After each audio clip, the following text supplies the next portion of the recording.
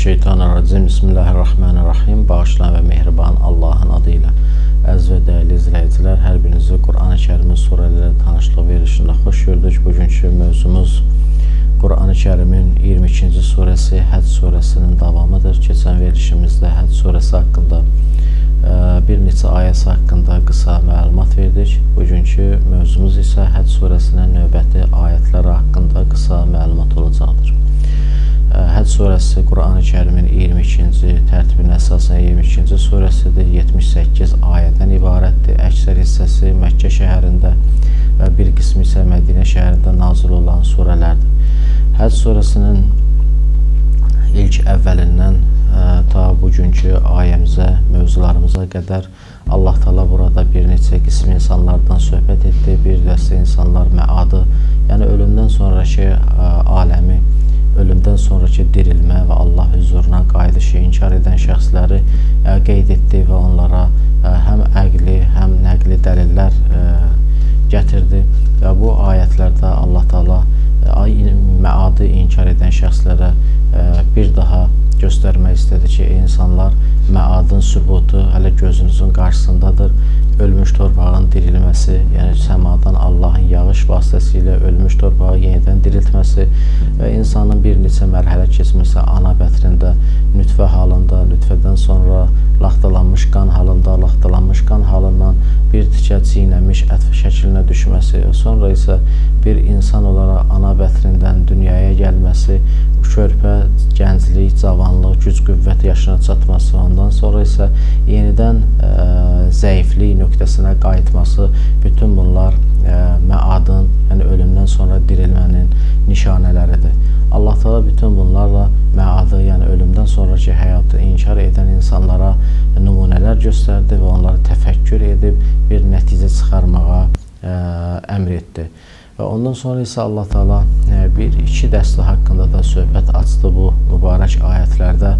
Azğın ardıcıllar və zəlalətə aparan rəhbərlər haqqında söhbət açıldı. Yəni bir dəstə azğın ardıcıllar, yəni heç bir sübut və dəlil əllərində olmadan mübahisə edən şəxslər, inadkarcasına sübut, dəlil əsasında deyil, yalnız öz nəfslərinə uyaraq mübahisə edən insanlar haqqında Allah Teala söhbət açdı və eyni zamanda onların tapındıqları tanrılar haqqında qeyd vuruldu və eyni zamanda təbii ki, onların tapındıqları tanrılar, bütlər və yaxud da digər canlılar və yaxud da cansız əşyalar olmuşdur tarix boyu.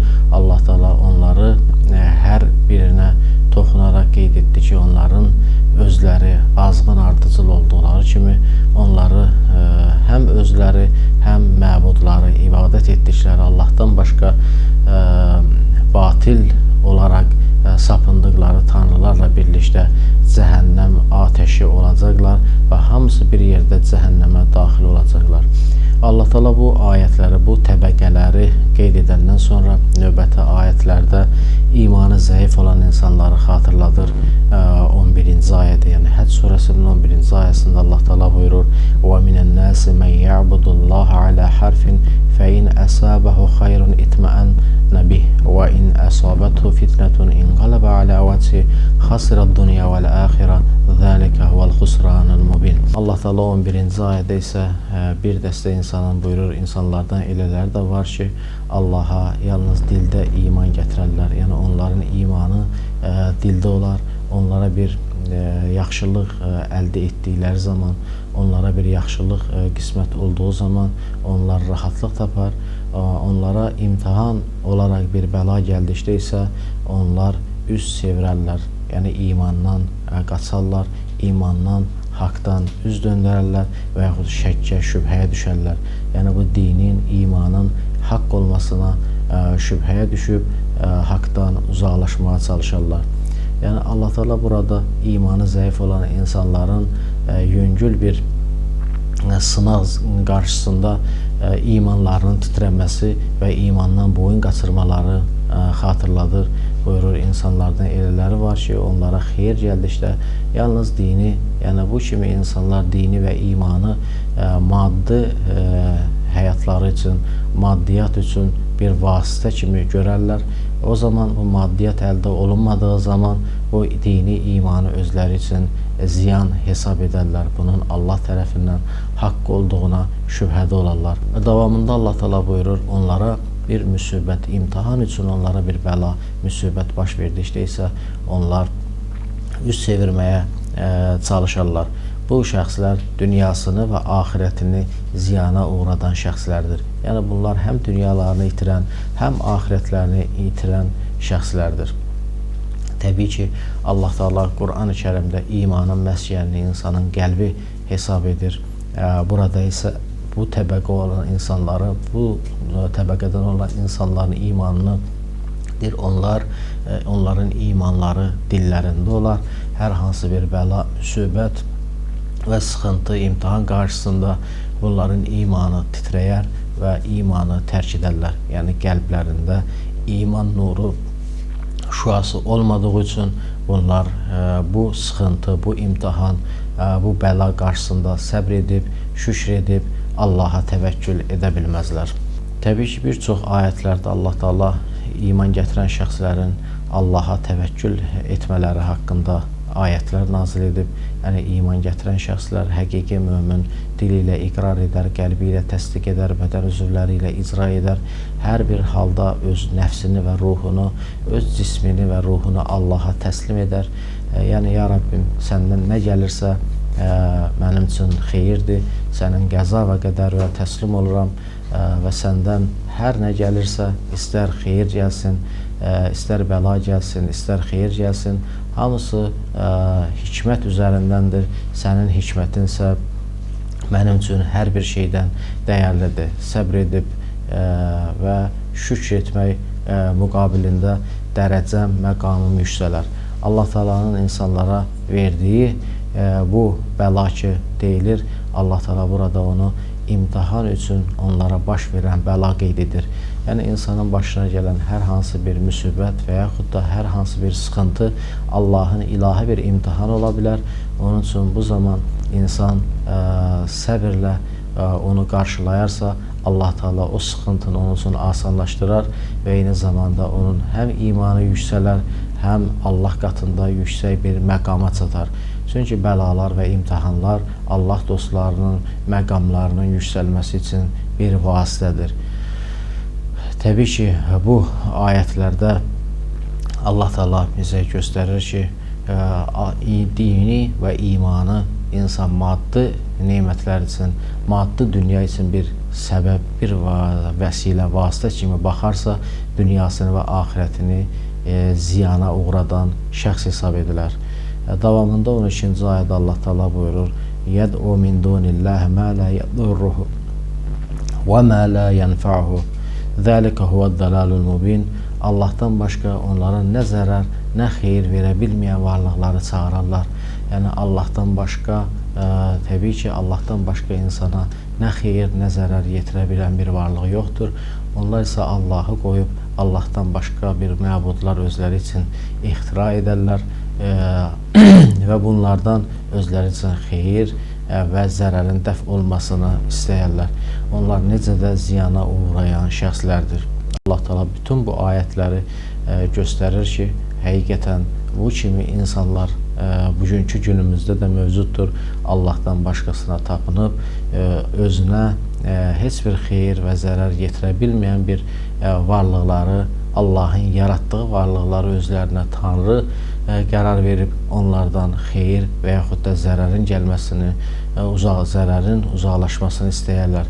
Təbii ki, onlar açıq-aşkar zəlalətə düşmüş şəxslərdir. Yəd'u ləmən darruhu əqrab min nəf'ihi ləbi'səl məvlə və ləbi'səl əşir. Allah Teala buyurur ki, onlar zərəri faydasından daha çox, daha yaxın olan varlıqları çağırarlar. Onların çağırdıqları necə də pis yoldaş, necə də pis sahibdirlər. Təbii ki, bunların çağırdıqları necə də pis yoldaşdır. Çünki Allah növbəti ayətlərdə qeyd etmişdir ki, keçən ayətlərdə Allah Teala qeyd etmişdir. Allahdan başqa tapındığınız varlıqlarla birlikdə cəhənnəm ateşi olacaqsınız və birlikdə cəhənnəmə daxil olacaqsınız. Onlar özlərinə bir xeyir verə bilməyən varlıqlardır. Sizə necə bir xeyir verə bilərlər? Təbii ki, bütün mülk, bütün səltənət, bütün kainat Allahın ixtiyarında, Allahın yaratdığı varlıqlardır. Hər biri yerdə və göydə nə varsa, hamısı Allahın huzurunda səzdədədir, Allahı zikr edir. Çünki bu Əl-Mübarək Həcc surəsinin ayətlərində Allah Taala buyurur, yerdə və göydə nə varsa, yerlər, göylər, dağlar, ağaclar, çaylar, bitkilər, hamısı Allahı zikr edir, şənə təriflər deyir, onun qarşısında səzdə və təzim edirlər. Ey insan, bütün bu varlıqlar Allahın qarşısında səzdə etdiyi halda, bütün bu böyük varlıqlar Allahın qarşısında təzim etdiyi, onu zikr etdiyi, onu şəninə təriflər dediyi halda sən nə üçün Allahdan kənar qalıb, Allahdan uzaqlaşıb özünə digər varlıqları məbud hesab edirsən? Təbii ki, təkcə o demək deyil ki, insan hər hansı bir bütə və yaxud da hər hansı bir səma cisminə sitayiş etsin.